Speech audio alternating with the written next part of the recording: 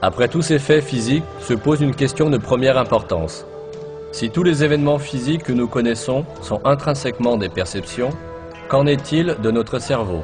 Puisque notre cerveau est fait de matière tout comme nos bras, nos jambes et tout autre objet, il doit aussi être une perception comme tous les autres objets. Un exemple rendra les choses plus claires. Imaginons que nous allongions les nerfs qui vont jusqu'à notre cerveau et que nous sortions notre cerveau de notre tête pour le mettre là où nous pouvons le voir avec nos yeux. Dans ce cas, nous serions capables de voir aussi notre cerveau et de le toucher avec nos doigts. Ceci nous permet de comprendre que notre cerveau, lui non plus, n'est rien d'autre qu'une perception formée par les sens de la vision et du toucher. Alors, quelle est la volonté qui voit, entend et perçoit tous les autres sens, si ce n'est pas le cerveau?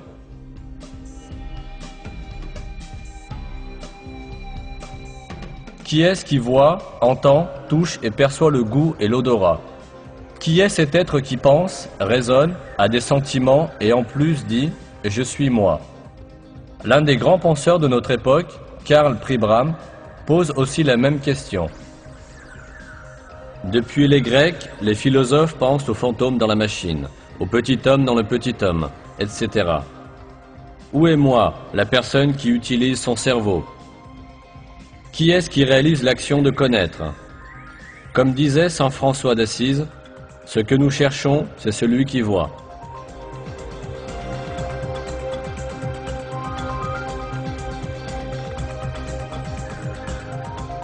En fait, cet être métaphysique qui utilise le cerveau, qui voit et qui sent, c'est l'âme.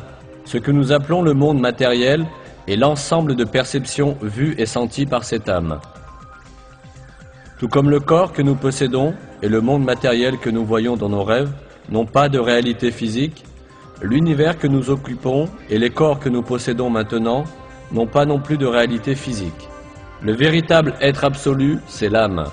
La matière consiste simplement en des perceptions ressenties par l'âme. Oui, même si nous partons avec l'hypothèse que la matière est réelle, les lois de la physique, de la chimie et de la biologie nous conduisent toutes au fait que la matière est faite d'une illusion et à l'inévitable réalité d'une matière métaphysique. C'est cela le secret de la matière.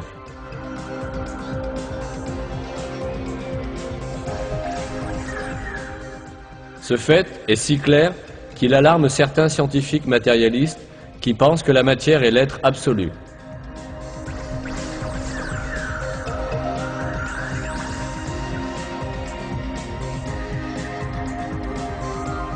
L'écrivain scientifique Lincoln Barnett dit dans son livre « L'univers et Einstein » tout comme les philosophes qui réduisent toute réalité objective à un monde illusoire de perception, les scientifiques ont pris conscience des limites inquiétantes des sens de l'être humain.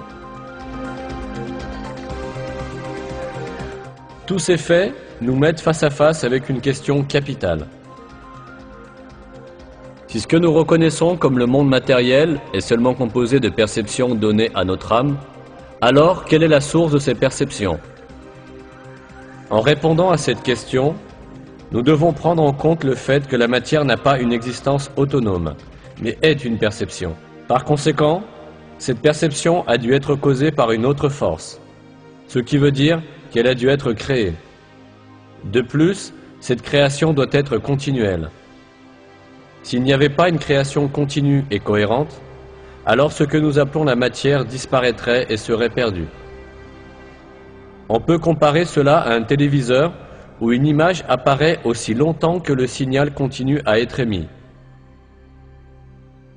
Si l'émission du signal s'arrête, l'image sur l'écran disparaîtra aussi.